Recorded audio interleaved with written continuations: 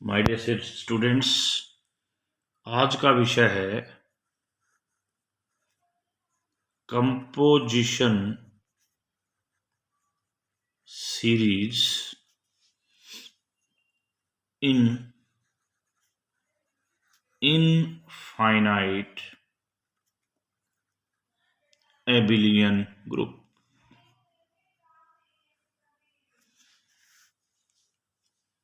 आप infinite abelian group पर जाने से पहले हम एक क्वेश्चन डिस्कस कर रहे हैं आज। Show that in an infinite cyclic group G can have no composition series। इसके पास कोई भी कंपोजिशन सीरीज नहीं होगी। Proof. Here G is a cyclic group. It means it is generated by a single element. That element is A, and order of this element is infinity। हमें prove करना है कि इसके पास कोई कंपोजिशन सीरीज नहीं है। If G has a composition series, इसका मतलब हमें एक फाइनाइट सीक्वेंस मिलेगी सब ग्रुप्स की, नॉर्मल सब ग्रुप्स की। हमें एक नॉर्मल सब ग्रुप की फाइनाइट सीक्वेंस मिलेगी। इज ए सब नॉर्मल सीरीज। ठीक है। अब जैसा कि हमने कहा कि G is cyclic, this implies that every HI is cyclic. प्रत्येक HI भी साइक्लिक होगा। प्रत्येक HI भी साइक्लिक होगा। ओके बेटा, प्रत्येक HI भी क्या होगा? साइक्लिक। तो इसका मतलब this implies that H1 must be cyclic. H1 must be cyclic। Okay, each HI must be cyclic। सीधी सी। अब हम एक बात छोटी सी हम यहां लेना चाह रहे हैं। देखिए ये फाइनाइट, और यहां जाते जाते हम पहुंच गए इनफाइनाइट।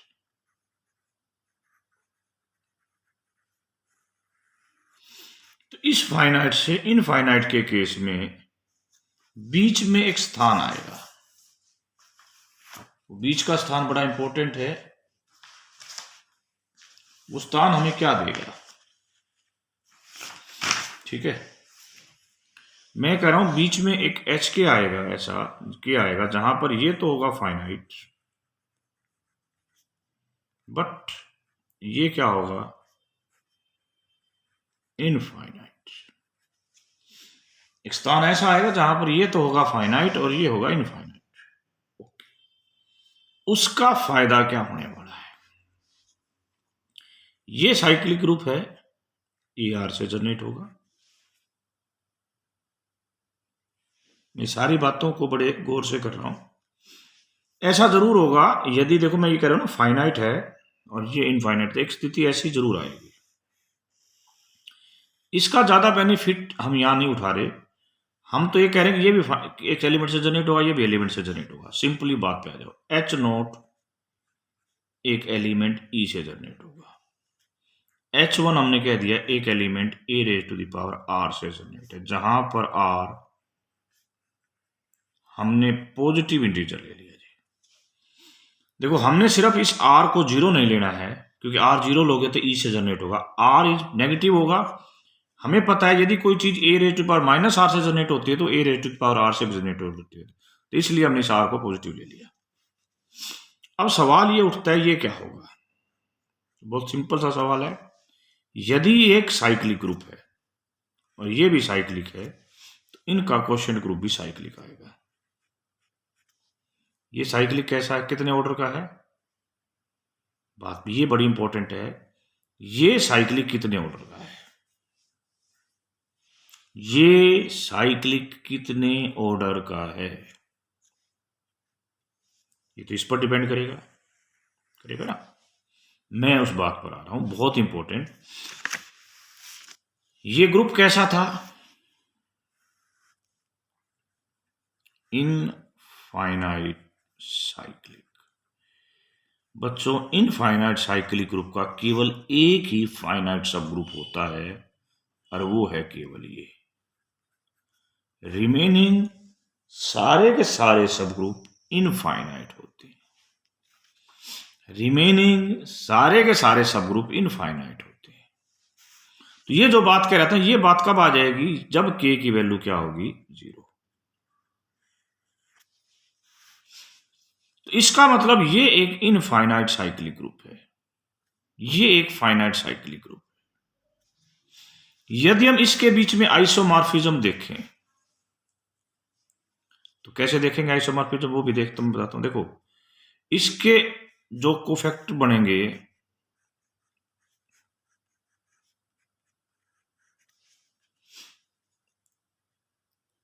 AH0 से मल्टीप्लाई कर दो,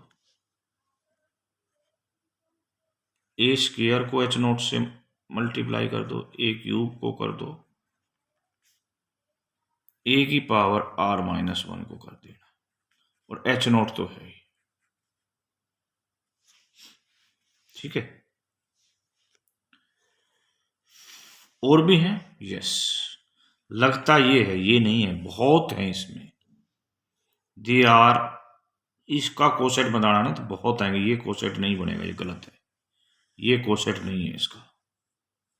कोसेट क्या है वो देखिए, इसके कोसेट होंगे जी, क्योंकि इसके अंदर जो एलिमेंट है ना वो सारे इसके मल्टीपल है। तो AR-H0 एक, A2R-H0 दो, ये 3,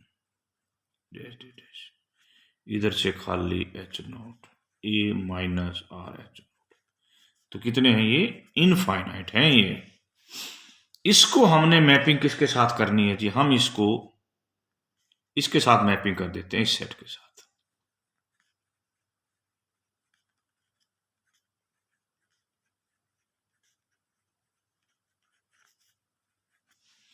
यानी कि ये 0 इसमें जाए, ये इसमें जाए, ये इसमें जाए, ये इसमें जाए, ये इसमें जाए, लाइक, तो ये दोनों आपस में क्या हो जाएंगे, आइसोमॉर्फिक। तो ये जो आपका, मैं फिर बता रहा हूं, ये जो आपका क्वेश्चन ग्रुप बना, ये इसके आइसोमॉर्फ हो गया, इसको RZ बोलते हैं। ये एक इनफाइनाइट साइक्लिक ग्रुप है जनरेटेड बाय R। कैसा ग्रुप है, कैसा ग्रुप है, infinite cyclic group generated by R। इसके इनफाइनाइट मैनी प्रॉपर सब ग्रुप होते हैं। हमने आपको ये बताया ना, इनफाइनाइट साइक्लिक का एक फाइनाइट होता है और इनफाइनाइट मैनी प्रॉपर सब ग्रुप होते हैं। इनफाइनाइट साइक्लिक कोई भी ले लो, तो ये एक इनफाइनाइट साइक्लिक ग्रुप हो गया, इसके इनफाइनाइट मैनी सब ग्रुप होंगे, नॉर्मल सब ग्रुप सारे नॉर्मल होंगे। तो इसका मतलब ये सिंपल नहीं हो सकता, ये सिंपल नहीं हो सकता, तो ये आपकी कंपोजिशन सीरीज नहीं हो सकती। This can not be composition series, ठीक है बेटा, this can not be the composition series. अब इसकी कोई एप्लीकेशन, यस, हम कहते हैं कि इस ग्रुप की कंपोजिशन सीरीज नहीं होती। क्यों नहीं होती भाई, क्योंकि ये ग्रुप एक इनफाइनाइट साइक्लिक ग्रुप है। ये ग्रुप कैसा है कि इनफाइनाइट साइक्लिक ग्रुप है, तो इसके पास कोई कंपोजिशन सीरीज नहीं होगी। तो एक थ्योरम ये बनती है, if a cyclic group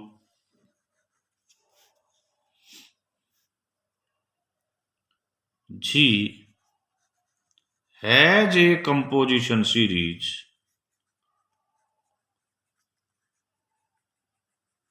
then G must be finite. G कैसा होगा जी? फाइनाइट होगा। अगली चीज, एक चीज तो हो गई, दूसरी चीज पे चलता हूं। शो दैट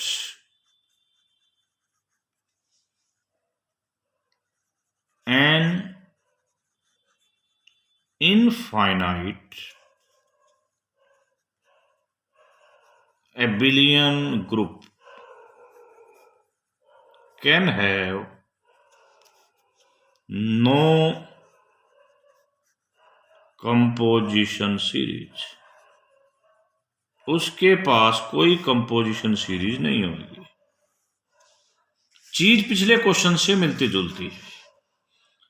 देखो मैं आपको थोड़ा सा बता दूं, इनफाइनाइट साइक्लिक ग्रुप और इनफाइनाइट एबिलियन ग्रुप, दोनों में सिमिलरिटी क्या है? नंबर ऑफ सब ग्रुप इसमें भी इनफाइनाइट होते हैं, इसमें भी इनफाइनाइट होते हैं। फर्क क्या है? इसमें जो फाइनाइट ग्रुप था वो केवल ये था, अगले सारे क्या आएंगे? इनफाइनाइट। बट इसमें एक सिचुएशन एच की आएगी जो यहां तक होएगा फाइनाइट और अगला क्या होगा? इनफाइनाइट। ठीक है बेटा? यहां तक फाइनाइट होगा और यहां पर जाके इनफाइनाइटनेस बनेगी। जरूरी नहीं है वो k इक्वल टू 0 के लिए वो बिल्कुल लास्ट में भी जाके आ सकता है। तो ये गारंटी होगी कि ये जो क्वेश्चन ग्रुप बनेगा दैट मस्ट बी इनफाइनाइट। एक बात, यदि ये ग्रुप साइक्लिक है क्वेश्चन ग्रुप साइक्लिक बनेगा, यदि ये ग्रुप एबिलियन है तो क्वेश्चन ग्रुप एबिलियन बनेगा। तो ये दोबारा से इनफाइनाइट एबिलियन ग्रुप बन गया। क्या बन गया? इनफाइनाइट एबिलियन ग्रुप, जिसके प्रॉपर सब ग्रुप क्या होते हैं बेटा? इनफाइनाइट मैनी होते हैं। जिसके प्रॉपर सब ग्रुप क्या होते हैं? Infinite many. तो यहां पर निर्णय क्या हुआ? यहां पर तो एक बहुत अच्छा निर्णय हो गया। क्या निर्णय हो गया भाई? ठीक है, क्या निर्णय हुआ भाई? एक अच्छा निर्णय ये हुआ कि ये एक इनफाइनाइट साइक्लिक ग्रुप है, तो इसके तो बहुत से प्रॉपर नॉर्मल सब ग्रुप होंगे। यदि इसके बहुत से प्रॉपर नॉर्मल सब ग्रुप होंगे तो सिंपल नहीं है, और ये सिंपल नहीं है तो इसका मतलब इस ग्रुप के पास क्या नहीं है? कंपोजिशन सीरीज नहीं है। ओके, अब हम बात कर रहे हैं, अभी तक हम जनरली इस ग्रुप को सिंपल दिखा रहे हैं, where p is a prime, और कह देते थे कि ऐसे सिंपल नहीं है, ऐसे सिंपल नहीं है, लाइक दैट। बट हमने एक बात और पढ़ी थी कि A4 सिंपल है। क्या A5 सिंपल है? क्या A6 सिंपल है? हम प्रूव करना चाहेंगे कि an is simple when n is greater than 4। आपने क्या 4 सॉरी, ये हमने पढ़ा था A5 इज सिंपल। इन सारी बातों के लिए आपको बहुत से रूल्स एंड लॉ पढ़ने पड़ेंगे। हम एक छोटा सा पॉइंट आज करके इस क्वेश्चन को यहीं खत्म करेंगे। यदि G is a even permutation,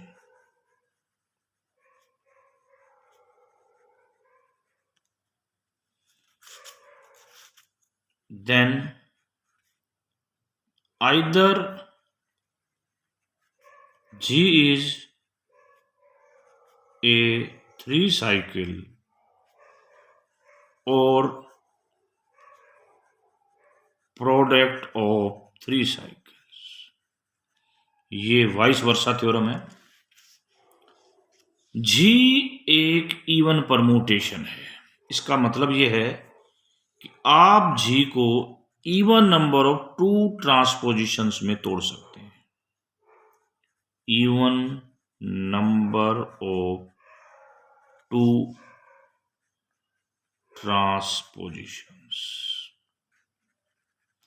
ये ट्रांसपोजिशंस कैसे कैसी हो सकती हैं पेयर में? देखो ये ऐसी हो सकती है, ए बी 2। देखो इसमें पहला मिला है, इसमें दोनों मिले हैं, मैं फिर बोल रहा हूं, ठीक है, ए बी सी डी हो सकती है।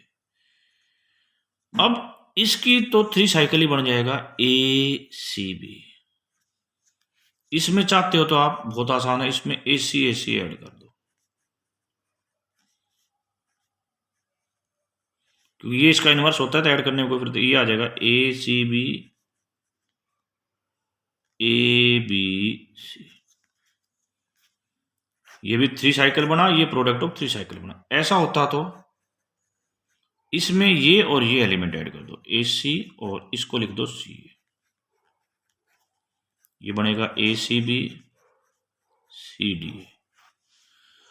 तो हर इवन परमुटेशन, क्योंकि हर इवन परमुटेशन जो है ना, इवन नंबर ऑफ परमुटेशंस को लिखेगी, वो अपने आप को पेयर बनाएंगे, और पेयर जो है या तो 3 साइकिल बन जाएगा या प्रोडक्ट ऑफ 3 साइकिल बन जाएगा।